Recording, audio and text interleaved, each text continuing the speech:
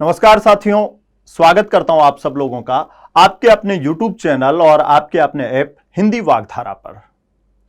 साथियों, ये एक क्लास लेकर आया हूं आज आपके लिए, वेलकम क्लास, जिसमें हम लोग कक्षा 9, 10, 11, 12 के जो पाठ आएंगे उन्हें कैसे पढ़ेंगे, उनमें से एक वानगी आप लोगों के सामने, ये आपके ऐप पे भी मौजूद है और आपके YouTube चैनल पर भी आज आप लोग देख रहे हैं इसे।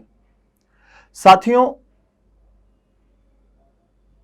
वरिष्ठ अध्यापक हिंदी और स्कूल व्याख्याता हिंदी, इन दोनों में जो हमारे 9 से 12 तक के पाठ शामिल है उनकी अहम भूमिका है। सबसे ज्यादा जिज्ञासा जो आई, फोन ये आए, क्या सर आप हमें पाठ भी पढ़ाएंगे? जी हां दोस्तों, आपको काव्य रसपान एक एक शब्द का कराया जाएगा। यहां आज मैं आप लोगों के सामने सबसे पहले तुलसीदास जी का एक पाठ लेकर आया हूं जो कवितावली से संकलित है।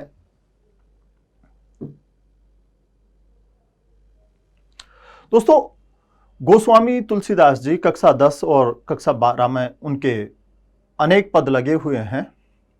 यहां आज जो अपना पद होगा वो तुलसीदास जी की कवितावली में से है। उस पद को पढ़ने से पहले हम थोड़ी सी बातें कर लेते हैं। मित्रों, आपको याद होगा, आपने पढ़ा है कि तुलसीदास जी की रचनाएं सर्गों में विभक्त है और सर्गों को नाम दे रखा है कांड। तुलसीदास जी की ऐसी तमाम रचनाएं जिनमें सर्ग है, उन सर्गों के नाम कांड रखे हैं और कांडों का घटनाक्रम के अनुसार अलग अलग वर्गीकरण करते हुए नाम दिया गया है और उन कांडों की संख्या भी 7 है। रामचरितमानस में तो कांड है, ये सब जानते हैं। कवितावली और गीतावली में भी कांड है। दोस्तों, अपने यहां जो पाठ हम पढ़ेंगे वो कवितावली के उत्तर कांड में से लिया गया है।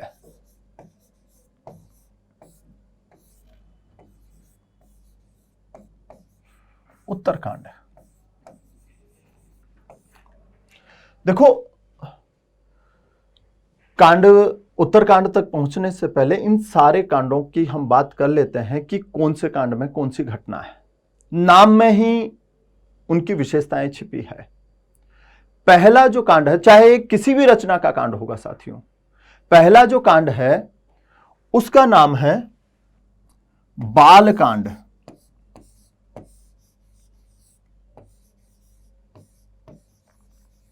अब बाल से अवस्था, राम की बाल्यावस्था। दोस्तों, राम जन्म की कहानी से लेकर मिथिलापुर में जाकर धनुष भंजन, राम लक्ष्मण परशुराम संवाद और वर यात्रा सीता जी सहित अयोध्या की ओर प्रस्थान करती है, तब तक का सारा वर्णन बालकांड में है। वर यात्रा मिथिलापुरी से अब कहां आ गई? अयोध्या में आ गई। तो अब अयोध्या में जो घटनाक्रम होंगे उस घटनाक्रम को नाम दिया गया है अयोध्या कांड। राम के राज्याभिषेक की तैयारी, मंथरा द्वारा कैकेयी को बहकाना, वनवास, केवट प्रसंग, भरत राम मिलाप, ये सारा जो है दोस्तों, ये अयोध्या कांड में शामिल है। अब अयोध्या से निर्वासित होकर वनवास में आकर रहने लगे अरण्य, यानी कि जंगल में। तो जंगल की जो बातें होगी वो अरण्य कांड में होगी, जो सीता हरण तक की कहानी है। दोस्तों, सीता हरण के बाद सीता जी को खोजते खोजते पहुंच जाते हैं किष्किंधा में।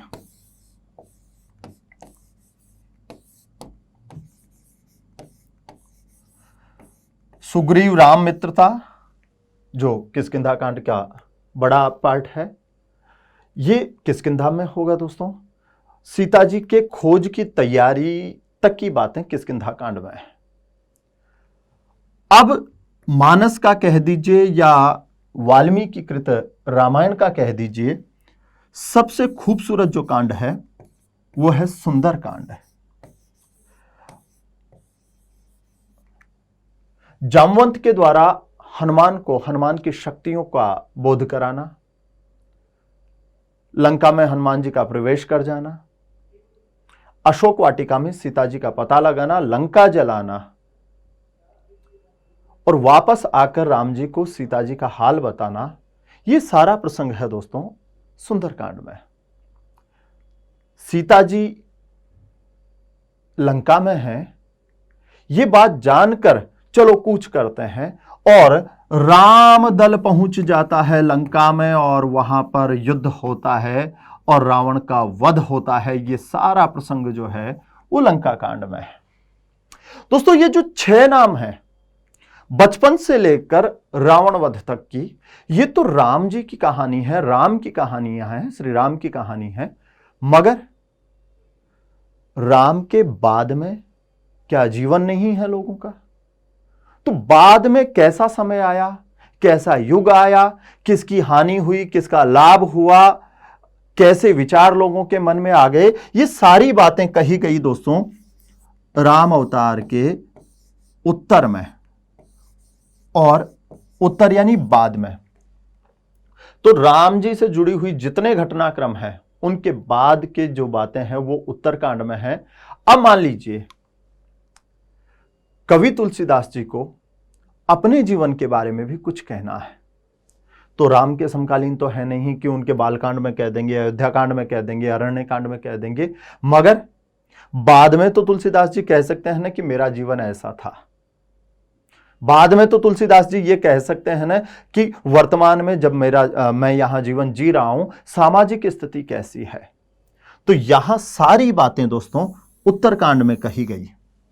हम कवितावली के उत्तरकांड को लेकर बात करेंगे दोस्तों, और इस कवितावली के उत्तरकांड में आपको प्रसंग मिलेगा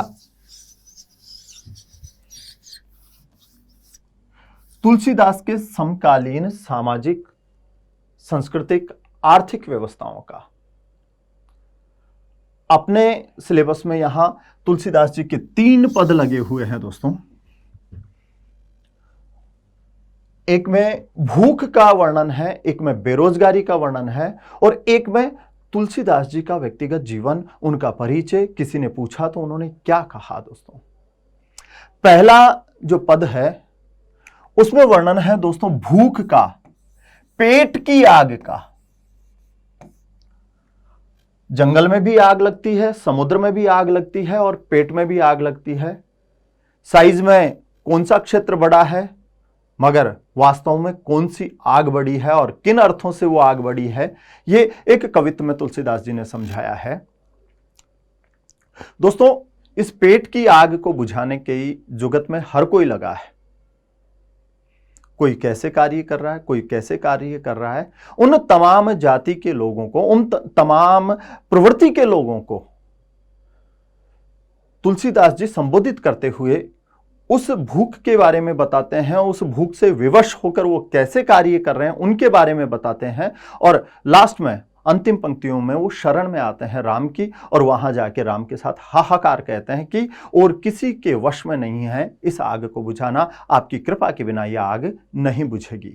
आइए आनंद लेते हैं इस कविता का कि किस भी किसान कुल बनिक भिकारी भाट, चाकर चपल नट चोर चार चेट की।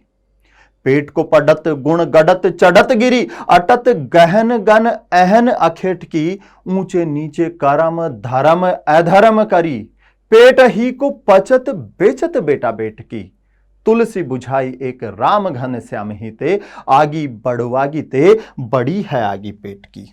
ये जो आग है ये समुद्र की आग से भी बड़ी आग है, तो वो पेट की आग है। बहुत व्यापक होता है समुद्र, तो व्यापक स्थान पर लगने वाली आग भी तो व्यापक होनी चाहिए, तो सबसे बड़ी आग तो समुद्र की होनी चाहिए।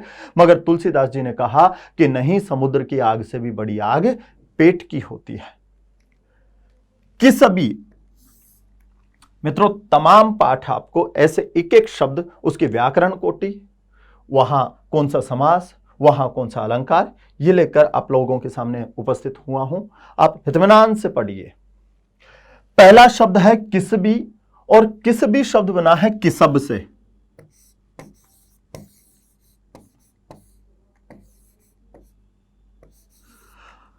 दोस्तों किसब एक अरबी शब्द है, अरेबियन शब्द है। हाँ, एक चीज याद रखेंगे कि अगर आपसे कोई पूछ लेता है कि कवितावली की भाषा कैसी है, तो कवितावली की पूरी भाषा जो है वो ब्रज है दोस्तों। मगर इस कवित्व में ये एक शब्द किसबी जो है ये अरबी शब्द है। किसब का अर्थ होता है मेहनत, और किसबी एक विशेषण बन गया मेहनत करने वाला, परिश्रमी, मजदूर, श्रमिक।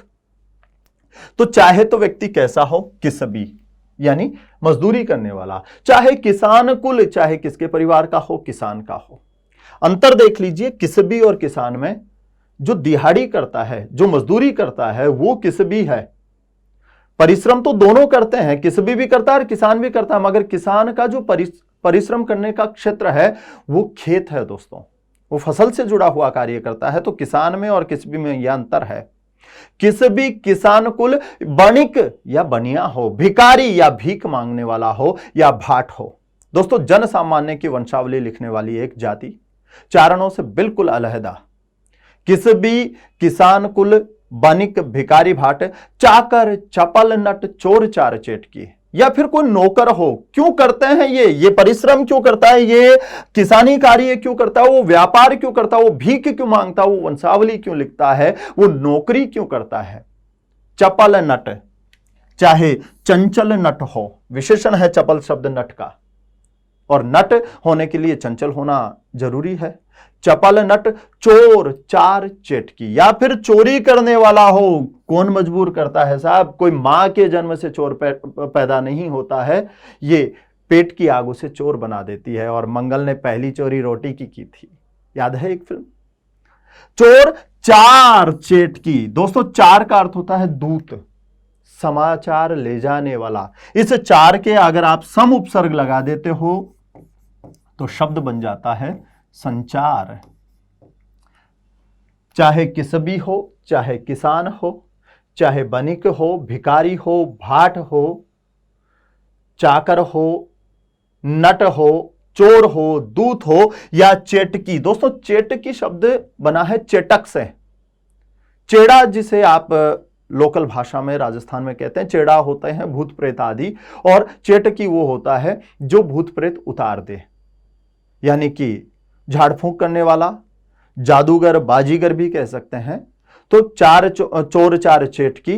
अब इनमें से कोई तो पढ़ता है, कोई कलाबाजियां करता है, कोई क्या करता है। तो तुलसीदास जी कहते हैं कि ये सिर्फ नाम लिया पहले तो लोगों के कि कैसे कैसे लोग, कैसी कैसी जाति, कैसे कैसे स्वभाव है। किसबी किसान कुल बनिक भिकारी भाट, चाकर चपल नट चोर चार चेटकी। पेट को पढ़त गुण गढ़त चढ़त गिरी, अटत गहन गन अहन अखेटकी। इनमें से कोई पेट को पढ़त। देखिए यहां से बड़ा महत्वपूर्ण प्रश्न बन सकता है कि पेट को पढ़त शब्द में को शब्द जो है वो कौन सा कारक है। तो क्या वो पेट को पढ़ते हैं, तब तो कर्म को होगा, जैसे छात्र पाठ को पढ़ता है। पेट को पढ़ते हैं, यद्यपि बोलने में को आ रहा है, मगर वहां पर सेंस क्या है, पेट को नहीं पेट के लिए पढ़ते हैं, और के लिए में संप्रदान होगा। आप और मैं ऐसा भी इसी पेट के लिए पढ़ रहे हैं। तो जो पढ़ता है इनमें से कोई भी, वो पेट को पढ़त पेट के लिए पढ़ता है। तो कोई गुण गढ़त, कोई कलाकारी गढ़ता है, कोई कलाबाजियां सीखता है, जैसे नट है, वो रोज रोज नित्य कर्तव्य गढ़ता है। तो किस लिए, पेट के लिए। पेट को पढ़त गुण गढ़त चढ़त गिरी, कोई पहाड़ों पे चढ़ता है। तो कोई अटत गहन गन अहन आखेट की। तो कोई अटत, देखिए शब्द है अटत। दोस्तों ये शब्द है अटक। बताइए अटक का अर्थ क्या है, क्या होता है अटक का अर्थ। अटक यानी अटकना, वो वाला कक कक कक। दोस्तों अटक के जब आप परी उपसर्ग लगाओगे तो आपको समझ में आएगा, अरे ये शब्द तो मैंने बहुत सुना है। अटक का अर्थ होता है घूमने वाला, और वो अटक क्या करता है, अटन करता है। अटन यानी होता है घूमना। जब आप इसके परी लगा दोगे तो एक शब्द होता है पर्यटक और एक होता है पर्यटन। तो अटत, यहां अटत का अर्थ है घूमता रहता है, मगर भाई साहब इस घूमने में अंतर है। एक सावन की फुहारों में अपनी नायिका का या नायक का हाथ पकड़ के घूम रहे हैं, उनका अटक अलग है। ये भूखा है, बिलबिला रहा है भूख से, कहीं कोई कंदमूल मिल जाए, कहीं शिकार मिल जाए, इसीलिए गहन गन घने जंगल में भटकता रहता है। कब भटकता है? अहन। अहन का अर्थ होता है दिन। अहन का अर्थ 7 दिनों का समूह, सप्त प्लस अहन तो 7 दिन। तो अहन आखेट की किस मकसद से भटकता है? आखेट के मकसद से भटकता है, शिकार के मकसद से भटकता है। और शिकार को या तो मारकर किसी को बेचकर 2 पैसे लाएगा जिससे भी पेट भरेगा, या खुद खाएगा तो भी पेट भरेगा। तो पेट को पढ़त, कोई पेट के लिए पढ़ता है, कोई गुण गढ़त, कोई कलाकारियां सीखता है, कोई चढ़त गिरी, कोई पहाड़ों पे चढ़ता है, तो कोई अटत गहन गन अहन आखेट की, कोई घने जंगल में भटकता रहता है। किस लिए? आखेट के लिए। ऊंचे नीचे कर्म धर्म अधर्म करी, कोई ऊंचे कर्म करता है, कोई नीचे कर्म करता है, कोई धर्म करता है, कोई अधर्म करता है। पेट ही को पचत, जितनी दुनिया है विश्व में, जितने लोग हैं, ये पचते हैं, ये मेहनत करते हैं। किस लिए? पेट के लिए। ऊंचे नीचे कर्म धर्म, ये सब द्वंद्व समास के उदाहरण हैं। ऊंचे नीचे कर्म, कोई ऊंचा कार्य कर रहा है तो कोई निम्न कार्य कर रहा है। कोई किसी को पानी पिलाता है प्यासे को, कोई उसकी चाकरी करता है, तो कोई किसी का गला रेत रहा है। मगर सबका मकसद ऊंचे नीचे कर्म, धर्म अधर्म करे, कोई धर्म करता है, कोई अधर्म पाप करता है। ऊंचे नीचे कर्म धर्म अधर्म करी, पेट ही को पचत। देखो ये पचत शब्द जो है वो नहीं है हाजमोला से पचने वाली चीज। यहां पचने का अर्थ है श्रम करना, मेहनत करना। हम बोलते रहते हैं तू बिना ही बात क्यों पच रहा है? तो पेट ही को पचत, ये जितने लोग मेहनत कर रहे हैं वो किसके लिए मेहनत कर रहे हैं? पेट के लिए मेहनत कर रहे हैं। पेट ही को पचत बेचत बेटा बेट की, यहां तक कि इतने विवश हो जाते हैं, मजबूर हो जाते हैं कि कोई अपनी संतान तक को बेच देता है। दोस्तों ये बातें कब की है? ये रामयुग की बातें नहीं है। अगर आपसे प्रश्न पूछा जाता है कि तुलसीदास जी की किस रचना में तत्कालीन सामाजिक दशा का वर्णन होता है, मध्यकाल के मुगल काल का वर्णन होता है, तो वो कवितावली में सामाजिक आर्थिक दशा का वर्णन हुआ है। और उसी आर्थिक दशा के कारण भूख का वर्णन हुआ है। पेट को पढ़त गुण गढ़त चढ़त गिरी, अटत गहन गन अहन अखेट की, ऊंचे नीचे कर्म धर्म अधर्म करी, पेट ही को पचत बेचत बेटा बेट की। इतने मजबूर हो जाते हैं कि अपना बेटा और अपनी बेटी तक, यानी कि अपनी संतान तक को बेचने को विवश हो जाते हैं। अब दोस्तों ये आग तो बड़ी भीषण है। क्या ये 4 बातें कहकर निराशा लाकर कवि छोड़ दे? साहित्य तो वो है जो उत्साह का संचार करे। जब एक ढोलक की थाप पूरे गांव में महामारी आने के बावजूद उत्साह का संचार कर सकती है, तो तुलसीदास जी की कलम जैसी चीज कैसे निराशा लाके छोड़ेगी? तुलसीदास जी ने उम्मीद जताई कि ये आग बुझेगी और अवश्य बुझेगी, मगर इस आग को बुझाने के लिए कृपा के बादल राम का बरसना जरूरी है। तुलसी कहते हैं तुलसी बुझाई एक राम घनश्याम हिते। दोस्तों अगर कवित्व में यहां अलंकार की बात करें तो रूपक अलंकार है, राम रूपी घनश्याम, और तुलसीदास जी तो रूपक सम्राट है। देखो एक सांग क्रिएट किया है उन्होंने। आग लगी है तो बादल का आना जरूरी है और फिर बरसना जरूरी है। तो भूख लगी है, राम मिटाएंगे, और किससे मिटेंगे? बरसने के लिए समानार्थी जो उपमान है वो है कृपा। कि तुलसी बुझाई एक राम घनश्याम हिते, आगी बढ़वागी ते बड़ी है आगी पेट की। तुलसी लिखते हैं कि इस आग को यदि कोई बुझा सकता है तो वो राम रूपी घनश्याम ही बुझा सकता है, अन्यथा बड़वागी समुद्र की आग, बड़वानल से भी बड़ी आग किसकी है? पेट की आग है। और जब 2 चीजों में तुलना करके एक को कम और एक को ज्यादा बताया जाए तो वहां व्यतिरेक अलंकार होता है। दोस्तों आइए पूरा पद एक बार पुनः पढ़ लेते हैं कि किस भी किसान कुल बनिक भिकारी भाट, चाकर चपल नट चोर चार चेट की, पेट को पढ़त गुण गढ़त चढ़त गिरी, अटत गहन गन अहन अखेट की, ऊंचे नीचे कर्म धर्म अधर्म करी, पेट ही को पचत बेचत बेटा बेट की। तुलसी बुझाइए के राम घन श्याम हिते, आगे बढ़वागी ते बड़ी है आगे पेट की। साथियों, इस पेट की आग के बाद बात हुई बेरोजगारी की। मध्यकाल में अकाल पड़ा और अकाल पड़ने के कारण लोगों के जो व्यापार थे, व्यवसाय थे, वो छिन गए। चारों तरफ भूख भूख हाहाकार, क्या करें, कहां जाएं। और फिर राम के शरण में आने को तुलसी जी ने कहा कि इस अकाल के कारण किस व्यक्ति के साथ कैसा बर्ताव हुआ आर्थिक रूप से, कि खेती न किसान को, भिखारी को न भीख बली, बनिक को बनिज न चाकर को चाकरी। जीविका विहीन लोग, सिद्ध मान सोच बस, कहे के एकन सो कहा जाए का करी। वेदहु पुराण कही, लोकहु बिलोकियत, सांकड़े सबे पे राम रावरे कृपा करी। दारिद दसानन दबाई दुनी, दीन बंधु दूरित दहन देखी, तुलसी हाहा करी। तुलसीदास हाहा करता है, त्राहिमाम करता है, मेरे राम इन पापों की आग को बचाओ। कि खेती न किसान को, किसान को तो खेती नसीब नहीं है, भिखारी को न भीख न बली।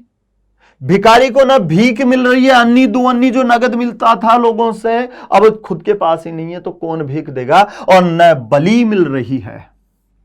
मित्रों, इस बलि शब्द को लेकर आपके मन में क्या अर्थ उत्पन्न हो रहा है? कौन बताएगा कि मैं जानता हूं इस बलि का अर्थ? और क्या मेरे सामने सुनने वाले विद्यार्थियों में किसी ने, और विशेष करके छात्राओं में से किसी ने अपने हाथ से बलि दी है? हां, सोचिए साथियों, बलि का अर्थ वो नहीं है जो आप सोच रहे हैं कि किसी जीव को मारना बलि होता है। बलि का अर्थ होता है भेंट, और खाने के लिए जो कुछ आपने दे दिया अपने हाथ से किसी जरूरतमंद को, तो वो बलि है। छात्राओं ने अपने हाथ से बलि दी है, यह मैंने इसलिए पूछा कि अपने घर में रोटी देने का पुनीत कार्य ये इनके हाथ में होता है। साथियों, जब मां रोटी बनाती है तो आपने नोटिस किया होगा कि पहली रोटी गाय के लिए, दूसरी श्वान के लिए, तीसरी याचक के लिए। तो ये जो रोटियां दी जा रही है यही बलि है। तो भिखारी को जो नगद दे दिया उसकी भीख है, और खाने के लिए जो रात की ठंडी या गर्म जैसी भी रोटी देते हैं वो बलि है। आपने कामायनी पढ़ी होगी, जब सब कुछ तबाह हो जाता है बाढ़ के प्रलय में आकर, एक मनु मात्र बचता है और उसमें यह आशा होती है कि जब विध्वंस हो गया तो मैं क्यों बच गया, चलो विधाता ने मुझे कोई ना कोई बड़ा कार्य करने के लिए बचाया होगा। और इधर उधर से जो है बिखरे हुए धान एकत्रित करता है और अपने लिए भोजन पकाता है, और मेरे अतिरिक्त कोई भी प्राणी जीवित है तो उसे यह नसीब हो, ऐसा विचार करके वो एक बलि निकालता है, और यही बलि खाने को मिलती है श्रद्धा को। दोस्तों, तो बलि का अर्थ होता है भेंट, आप याद रखेंगे। खेती न किसान को, भिखारी को न भीख बलि, बनिक को बणिज, जो बनिया है उसको वाणिज्य नसीब नहीं है, तबाह हो गया।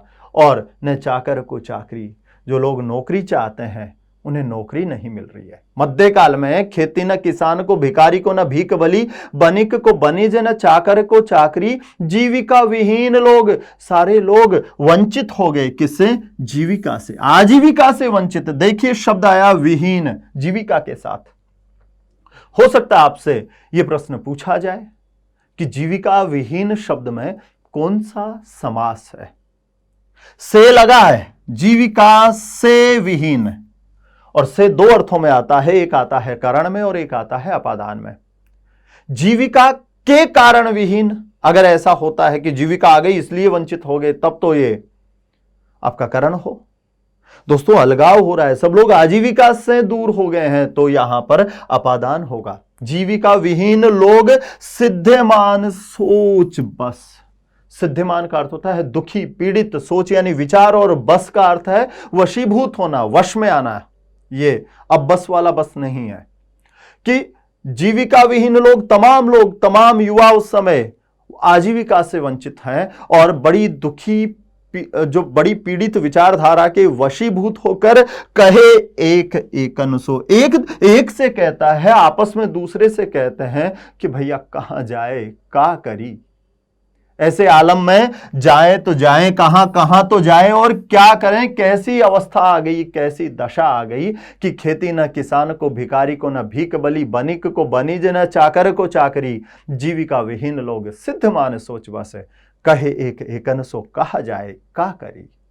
आओ दोस्तों, तुलसीदास जी लौटते हैं आस्था की ओर, श्रद्धा जताते हैं अपने राम में कि ऐ राम, जब जब पापाचार अनाचार बढ़ा है तब तब मैंने देखा है कि आखिर तुमने मदद की है।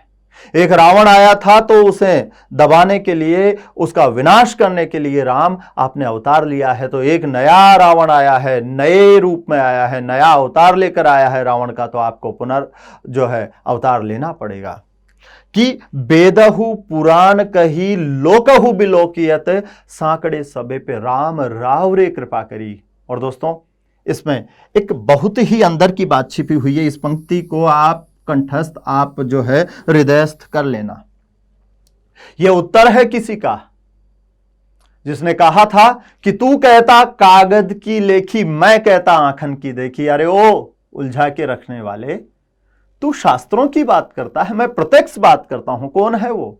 जी हां दोस्तों, कबीरदास जी कहते हैं कि तू कहता कागज की लेखी। कागज की लेखी का मतलब है वेद पुराणों की कही हुई बातें, उनमें लिखी हुई बातें, मगर मैंने वो बातें कही है जो मैंने प्रत्यक्ष देखी है, जो अनुभूत किया है। और तुलसीदास जी उन्हें उलटकर उत्तर देते हैं कि श्रद्धा जिसमें होती है वो चाहे कागजों में लिखी हुई बात हो, चाहे प्रत्यक्ष अनुभूत हो, वो दोनों एक ही बात है। हां, मैंने कागज में लिखी भी सत्य पाई और मैंने आंखों से देखी भी सत्य पाई। यानी कि जो बातें उस ईश्वर के लिए कागजों में लिखी है, पुराणों में लिखी है, धर्म ग्रंथों में लिखी है, वो बातें सत्य है। कि वेदहु पुराण कही, शास्त्रों में लिखी हुई है, और लोकहु बिलोकियत, और दुनिया में देखा भी है, आंखन की देखी भी है और कागज की लिखी भी है कि सांकड़े सबे पे राम राव रे कृपा करी। जब जब संकट आता है, सांकड़े आता है, सब पे राम राव रे कृपा करी, राम आपने कृपा की है। ये रावरे जो शब्द है दोस्तों, ये बार बार आएगा आपके सिलेबस में, अलग अलग पाठों में। जब मध्यकाल में ब्रज साहित्य आएगा, असल में ये ब्रज का मध्यम पुरुष सर्वनाम है। आप और तुम के लिए आता है। रावरे आपने, आपको, आपकी, उकारक चिन्हों के अनुसार बदलता रहेगा। रावरे रूप की रीति अनूप, तो रावरे यानी आपका या तुम्हारा। कि सांकड़े सबे पे राम रावरे कृपा करी, संकट आने पर सब पर राम आप कृपा करते हैं। तो अब सब पे संकट आ गया है। संकट कैसा आया है कि दारिद दसानन दबाई दूरी दीन बंधु दूरित दहन देखी तुलसी हाहा करी। देखिए अनुप्रास की छठा, द द द द द द, दारिद दसानन है, दरिद्रता रूपी रावण है। फिर रूपक अलंकार आ गया। इससे पहले हमने जो पद पढ़ा था साथियों, किस भी किसान को बनिक भिखारी भाट, चाकर चपल नट चोर चार चेटकी, पेट को पढ़त गुण गडत चढ़त गिरी। ये जो पेट को पढ़त गुण गडत चढ़त गिरी, यदि वीर रस का नहीं है तो श्रुति कटुत्व दोष होता है। ये याद रख लेना। तो उस पद में श्रुति कटुत्व दोष है साथियों। दारिद दसानन दबाए दूनी दीन बंधु, एक दरिद्रता रूपी रावण है। दारिद दसानन है, दरिद्रता रूपी रावण। दबाई दूनी, दोस्तों दूनी का अर्थ होता है दुनिया। दूनी का अर्थ है दुनिया। यहां भूल कर भी दूनी दोगुना मत कर देना। एक दूनी दूनी ते दो दूनी चार वाला मामला नहीं है। एक रावण आया था, उसने दुनिया को पहले दबाया, आप आए, आपने उसका विनाश किया, और एक नया रावण आ गया है, दारिद दसानन है, दरिद्रता रूपी रावण। और दोस्तों, जब दारिद्र्य आता है व्यक्ति दीन हो जाता है। देखिए शब्दों का चमत्कार, तुलसीदास जी ने राम को दीन बंधु कहा। जब दरिद्रता रूपी रावण पसर चुका है, लोग दरिद्र हो गए तो लोग दीन हो गए। अब दीनों का भाई तो तू है, तो फिर भाईपा निभाने आता क्यों नहीं मेरे राम। दारिद दसानन दबाए दूनी दीन बंधु दूरित दहन। ये दूरित शब्द जो है दोस्तों, इसका तत्सम है दुष्कृत, बुरे कार्य, पापाचार, अनाचार।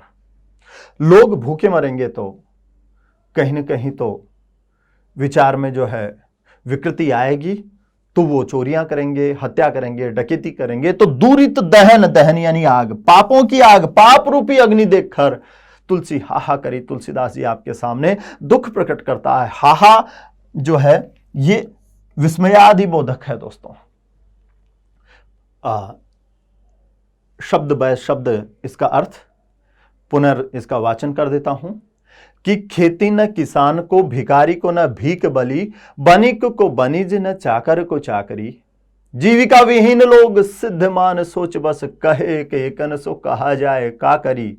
वेदहु पुराण कही लोकहु बिलोकियत, साकड़े सबे पे राम रावरे कृपा करी। दारिद दसानन दबाई दो निदीन बंधु, दूरित दहन देखी तुलसी हाहा करी। साथियों, अगला जो पद है, ये दो पीछे के जो छंद थे वो कवित्व थे, ये सवैया है। इस सवैया में तुलसीदास जी ने आत्म परिचय दिया है। दोस्तों, अंतः साक्ष्य के रूप में अगर कोई ये पूछता है कि तुलसीकृत किस रचना में तुलसीदास जी ने अपना जीवन परिचय लिखा है, तो तुलसीदास जी जीवन परिचय लिखेंगे कब? राम जीवन के साथ तो लिखने से रहे, राम जीवन के उत्तर में लिखेंगे, और वो रामचरितमानस में न होकर वो कवितावली में है। दोस्तों, कवितावली में उन्होंने लिखा है कि कैसा उनका बाल्यकाल रहा, कवितावली में उन्होंने लिखा है कि कैसी उनकी तरुणाई रही, कैसा उनका बुढ़ापा रहा, कि मात पिता जग जाहि तजो, विधि न लिखी कछु भाल भलाई। नीच निरादर भाजन कादर, कुकर टोकन लागे ललाई। तुलसी खुद लिखते हैं कि माता पिता ने तो दुनिया में जन्म देते ही जो है त्याग दिया। विधि ने न लिखी कछु भाल भलाई, विधाता ने ललाट पर कोई अच्छी चीजें लिखी ही नहीं। नीच, लोग मुझे नीच समझते थे। निरादर, मैंने आदर भोगा ही नहीं। भाजन का आदर, कुकर टोकन लागे लड़ाई, खाने के लिए कुत्ते के टुकड़ों को देखकर मेरे मुंह से लार गिरती थी, ऐसी भूख भोगी है तुलसी ने। रात को सपने भी आते थे तो रोटी के आते थे, रोटी के पहाड़ नजर आते थे। चाहत आहार पहाड़ मिलेदार घुरी ना, मैं चाहता तो यह हूं कि आहार का पहाड़ मिल जाए, मगर नसीब में घुरी, जो कूड़ी होती है ना, गोबर या जहां पर बचा हुआ खाना जो है, खराब खाना फेंक दिया जाता है, मिलेदार घुरी ना, मगर नसीब में तो वो भी नहीं है। चार चनक बंदरों से चने बांट बांट के छीन छीन कर खाते थे, तो चार चने मिल जाते थे तो ऐसा लगता था कि जानत चार पुरुषार्थ को, लगता था कि चारों पुरुषार्थ मिल गए। और दोस्तों, अगर व्यक्ति का अतीत ऐसा रहा हो जिसको समाज ने बिल्कुल तवज्जो न दी, और यकायक किसी के सानिध्य में आता है, पढ़ता है और एक विद्वान हो जाता है, अब लोग दो खेमे हो गए। कुछ लोग उसका बचपन बैकग्राउंड जानते हैं तो वो कहते हैं अरे कल तक तो ये मंगता फिरता था और आज ये बड़ा पंडित हो गया। कुछ लोग कहते हैं कि हाँ, तुलसी से बढ़कर कोई पंडित ही नहीं है। दोस्तों, लोगों ने आक्षेप लगाने शुरू किए। जब तुलसीदास जी ने रामचरितमानस लिखा तो उसे ब्लेम किया गया कि ये तो उपयुक्त जो है साहित्य नहीं है। भगवान महादेव, विश्वनाथ जो है उनके दरबार में रख दी जाती है और सबसे नीचे रखी जाती है, मगर तुलसी की उस साहित्य पर कहते हैं वो रचना सबसे ऊपर आती है, और उस पर खुद भगवान शिव ने लिखा सत्यम शिवम सुंदरम। दोस्तों, तुलसीदास जी ने उन लोगों को इस सवैया में उत्तर दिया है जिन्होंने तुलसीदास जी से जाति पूछी कि तुलसीदास जी आपकी जाति क्या है। स्थित प्रज्ञ हो चुके हैं, आलोचना से और प्रशंसा से उन्हें दोनों से कोई असर नहीं होता है, तो वो उत्तर देते हैं कि धूत कहो, अवधूत कहो, रजपूत कहो, जुलाह कहो को, काहो की बेटी से बेटा न ब्याहब, काहो की जाति बिगाड़ न सहू। तुलसी सरनाम गुलाम है राम को, जाको जो रुचि सो कहो को वो, मांग के खैबो मसीत को सोईबो, लेबो को एक न देबो को दो। दोस्तों, जिसे लगे कि तुलसी धूर्त है, ठग है, वंचक है, धूर्त का अर्थ है धूर्त, चालाक, मगर याद रहे उस धूर्त में और चालाक शब्द में भी अंतर है। कौवे को प्यास लगी, कंकड़ डाले, पानी ऊपर आया और उड़ गया। यह कौवा धूर्त नहीं है, चालाक है। मगर लोमड़ी ने कहा कि कौवे भैया गाते बड़ा अच्छा हो, जरा एक गाना हो जाए, और कौवे ने जैसे ही चोंच खोली, मुंह का रोटी का टुकड़ा गिर जाता है और लोमड़ी जो है रोटी उठाकर चल देती है। ये चालाकी अलग है।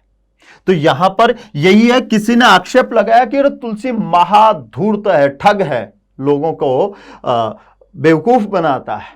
नहीं, तुलसी जैसा अवधूत कोई नहीं है। तो तुलसी कहते हैं कि तुम्हें अगर लगता है तुलसी धूत है, ठग है, तो धूत कहो। तुम्हें लगता है तुलसी अवधूत है, अवधूत का अर्थ होता है परमहंस पद प्राप्त सन्यासी। और हंस प्रतीक है आत्मा का, जिसकी आत्मा जो है सांसारिक प्रवृत्तियों से, हर्ष विषाद से ऊपर उठ चुकी है। और ये परम अवधूत शब्द नाथवाद में प्रचलन में आया है। आपको याद होगा, नाथों में अवधूत मत सन्यासी कहा है। तो चाहे तुम मुझे दुनियादारी में फंसकर स्वार्थ के वशीभूत होकर दूसरे को नुकसान पहुंचाने वाला धूत कह दो, चाहे इस सारी विचारधारा से ऊपर उठने वाला अवधूत कह दो। यहां पर यमक अलंकार है धूत और अवधूत में, सभंग यमक। धूत कहो, अवधूत कहो, रजपूत कहो, जुलाह कहो। कोई जाति से अगर मुझे राजपूत कहता तो कह लो, कोई जाति से मुझे जुलाह, रुई का काम करने वाला, वस्त्रों को पींधने का काम करने वाला कहता है तो कह लो, मुझे कोई फर्क नहीं पड़ता है। धूत कहो, अवधूत कहो, रजपूत कहो, जुलाह कहो है? धूर्त, अवधूत, रजपूत, जुलाह, ये नाम हमको मिले हैं, तुम्हें जो पसंद हो अजी फरमाना, कोई फर्क नहीं पड़ता है। क्यों? क्योंकि काहू की बेटी सु बेटा न ब्याहब। मुझे कौन सी किसी की बेटी के साथ अपने बेटे का ब्याह करना है। काहू की जाति बिगाड़ न सोहूं। तो जब मेरे संतान नहीं है, उनका वैवाहिक कर्म नहीं है, तो मैं कैसे किसी की जाति बिगाड़ सकता हूं। अगर मेरा बेटा होता और मैं कोई गैर जाति का बनकर किसी दूसरी जाति में बेटे का विवाह कर देता तो हो सकता है मैं किसी की जाति बिगाड़ देता। तो आप मुझे उपालंब देते कि तुलसी तूने तो छिपा कर रखा, तो मुझे कौन सी किसी की बेटी के साथ अपने बेटे का ब्याह करना है। काहू की जाति बिगाड़ न सो, तो फिर मैं किसी की जाति बिगाड़ भी नहीं सकता। देखो दोस्तों, जाति पाति न पूछे कोई श्रीपति के दरबार में। और सबसे पहले ऊंच नीच छूत जो है, इनका भेद मिटाकर भक्ति के द्वार सबके लिए खोल दिए उस आकाश धर्मा गुरु ने।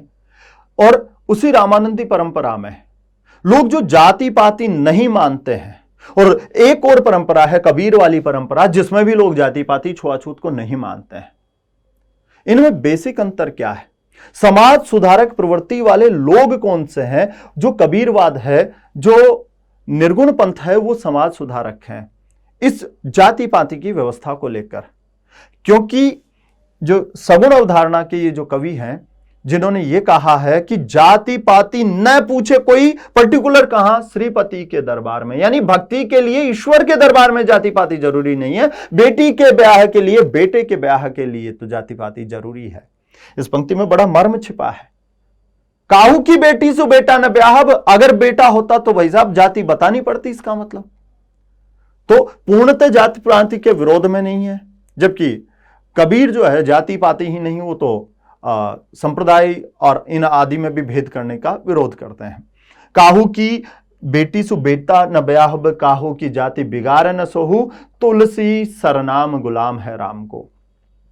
किसी ने कहा कि नहीं तुलसीदास जी, आप इतना तो बताओ भैया, जाति क्या है, आपका परिचय क्या है। तो तुलसीदास जी ने कहा कि बस इतना समझ लो, तुलसी सरनाम गुलाम। ये बात जग जाहिर है, प्रसिद्ध है। यहां सरनाम फारसी शब्द है, सरनाम का अर्थ होता है प्रसिद्ध।